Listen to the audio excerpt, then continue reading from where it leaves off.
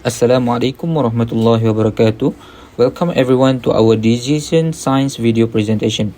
So in this video we will explain decision science from an Islamic perspective.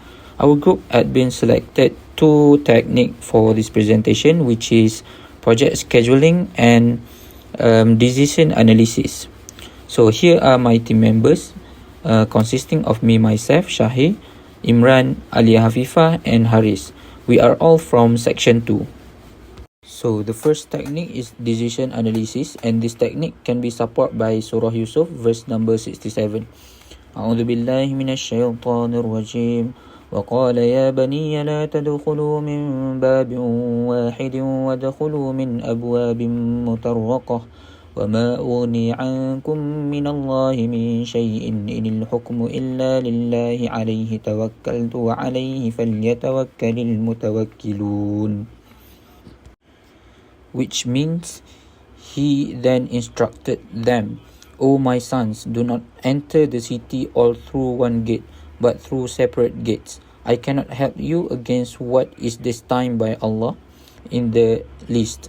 It is only Allah who decides. In Him I put my trust, and in Him let the faithful put their trust.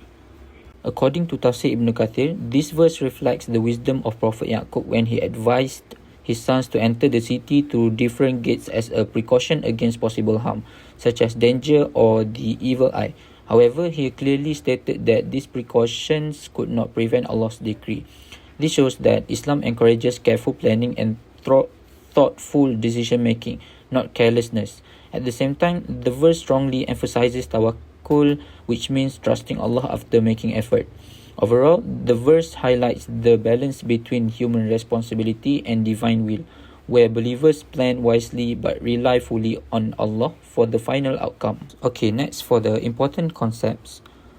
So, Surah Yusuf verse number 67 provides a strong foundation for decision analysis in modern management. Decision analysis aims to identify the best strategy when choices are affected by uncertain future events. It begins with problem formulation, which includes identifying decision alternatives, recognizing uncontrollable factors known as states of nature, and determining the possible outcomes of or payoff. Decisions can be made under certainty, uncertainty, or risk. In most real situations, decisions are made under risk, where probabilities can be estimated. In such cases, tools like the expected value approach and decision trees help decision makers choose the most logical and beneficial option. Next, the first way that this verse can support the decision analysis is through the recognition of states of nature. In decision analysis, a state of nature is a future event that the decision maker cannot control. In the verse, Prophet Yaqub says, I cannot avail you against the decree of Allah at all. This specific sentence perfectly mirrors the concept of states of nature. He is acknowledging that no matter how good his plan is, there are external factors and uncontrollable events that will determine the final result. In a business context, this is like a manager recognizing that they cannot control market shift or economic changes, which are the states of nature in their payoff table. Once the uncontrollable factors are recognized, we move to the identification of decision alternatives. In our studies, these are the different choices that a person actually has control over. The verse shows the Prophet evaluating his options when he tells his sons, do not enter from one gate, but enter from different gates. Here, he is choosing between two clear alternatives. The first alternative is for everyone to enter together, and the second alternative is to spread out. This connects to the decision analysis because it shows the importance of defining our available choices before we make a final move. Next, the verse demonstrates how to choose an optimal strategy to achieve the best possible result. In decision analysis, our goal is to evaluate each choice to either maximize our profit or, in this case, minimize our potential loss. The Prophet understood that if all his sons entered through one gate, the payoff for a bad event would be a total loss of all his children. By instructing them to enter from different gates, he was selecting a specific decision alternative that improved the overall outcome. This connects to our technique because it shows that the purpose of decision analysis is not just to pick a path randomly, but to use logic to choose the alternative that provides the most protection and the best possible result even when the future is risky. Finally, the verse shows the acceptance of residual uncertainty. In decision analysis, we use logic and calculations like the expected value approach to find the best path. But we know that we can never eliminate all uncertainty. The Prophet shows this when he says, "The decision is only for Allah.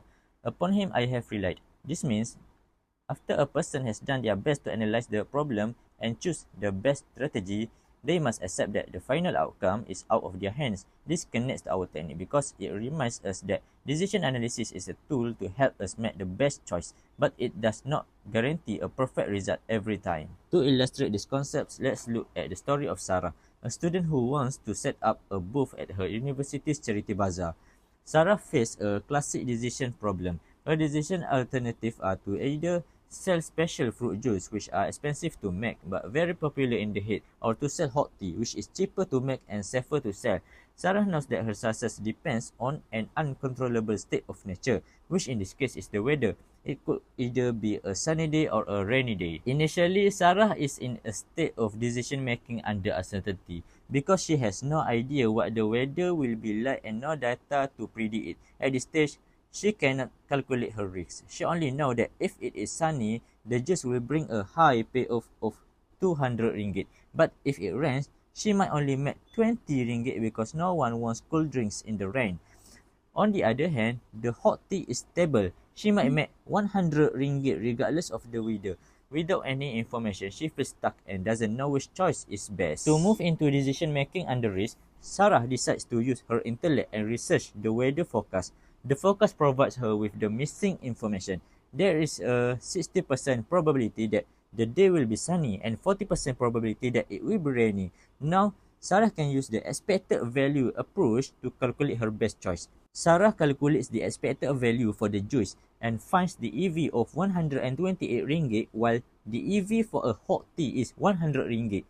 Then, she sees that 128 ringgit is the optimal strategy.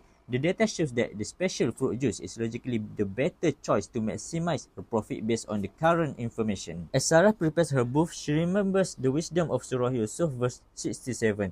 She realized that while she has used the best scientific tools to analyze her options, the actual weather is still an uncontrollable state of nature or the decree of Allah. This gives her peace of mind. She proceeds with her plan to sell juice because her intellect and the data suggest it is the best path, but she accepts that the final outcome belongs to Allah alone. This example shows that decision analysis allows us to use logic to move from confusion to a clear, responsible plan, while the Quranic verse teaches us the spiritual discipline to accept the result of our planning. So, Assalamualaikum warahmatullahi wabarakatuh. My name is Imran and I'll be presenting about the project scheduling. So, what is project scheduling? Okay, project scheduling is the process of creating a timetable that organizes all the work needed to complete a project. It is the bridge between the what, which is the project plan, and the when, which is the execution. As I uphold the Tawhidi epistemology, so we need to integrate all our study with the Islamic teaching. So, there is a Quranic verse that focus strategic planning and risk management that can be related to the project scheduling, which is Surah Al-Hajj, verse 18, chapter 59. A'udzubillahi minasyaitonirrajim. Ya ayyuhallazina amanu taqullaha wa tanzur nafsum ma qaddamat liqadr. Wattaqullah, innallaha khabirum bima ta'malun.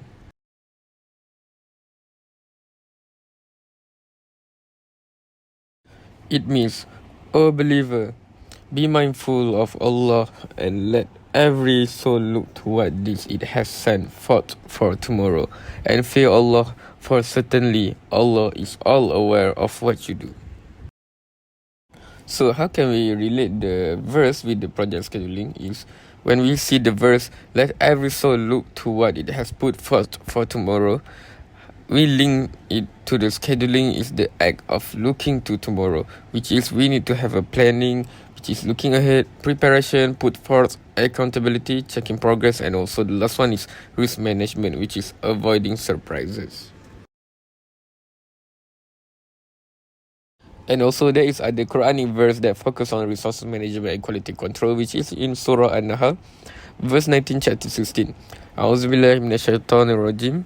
Innallaha ya'muru bil 'adli wal ihsani wa ita'i dzil qurba wa yanha 'anil fahsya'i wal munkari wal baghi.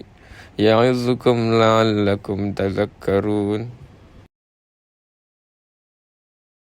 It means, indeed, Allah commands justice, grace, as well as generosity to close relative. He forbids indecency, wickedness, and aggression. He instructs you, so perhaps you will be mindful.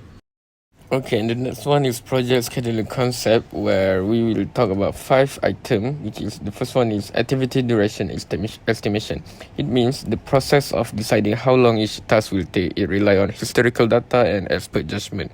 So, when we integrate with the Islamic teaching, this represents adil, which is by using honest, data-driven estimate rather than guessing. We ensure the schedule is based on truth, which is hard, rather than false hope. Okay, and the next one is resource allocation, which is this is the decision of who does what and when. It involves assigning human and material asset to tasks.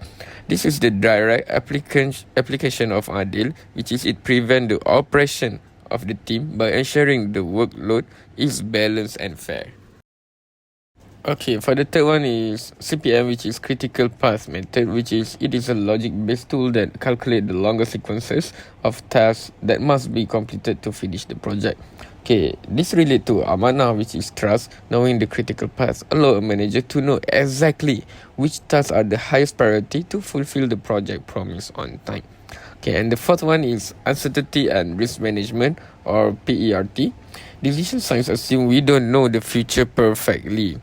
Per program evaluation and review technique, use a formula to find a weighted average of time. So this aligns with Surah Al-Hajj, which is looking to tomorrow. It acknowledges that only Allah knows the future. So what can we do is we can plan for multiple scenario, which is risk to remain prepared.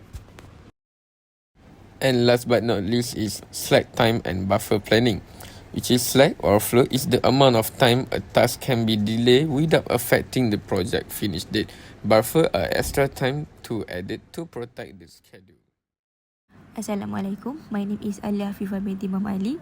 My metric number is 2318010. So for this presentation, I will explain how Surah An-Nahl verse 90 support project scheduling concept like PERT and CPM. So the verse command justice, excellence and avoiding harm. Justice means assigning realistic task duration and distributing workload fairly, so no team member or critical activity is overloaded. Excellent or ihsan encourage us to plan beyond the minimum by adding buffer and contingency time to improve reliability. The verse also remind us to avoid harm. Poor scheduling causes delays, extra cost and stress. By identifying the critical path, we reduce the risk and protect the team. This also linked to social responsibility, coordinating depend tasks build teamwork and accountability. Next is application to PERT and CPM. PERT uses optimistic, most likely, and permissive time. This reflects itself because it prepares for different possibilities, not just one fixed estimate. CPM focuses on critical activities, which support justice by giving proper time and attention to tasks. Control the entire project duration. Slack time also helps us manage uncertainty ethically and efficiently without putting pressure on the non-critical tasks. For example, in an event planning project, we have venue booking, logistic, marketing, and registration. So justice means giving realistic timelines. Ihsan means adding buffer to non-critical tasks. Avoiding harm means monitoring the critical path closely to prevent delays. With this value, the event can run smoothly and finish on time. So in conclusion, in Quran, verse 16-19, support ethical, efficient and structured decision making. This value align with the goal of project scheduling, with include fairness, efficiency and risk control. That is why this verse is highly relevant to techniques like PERM and CPM in decision science.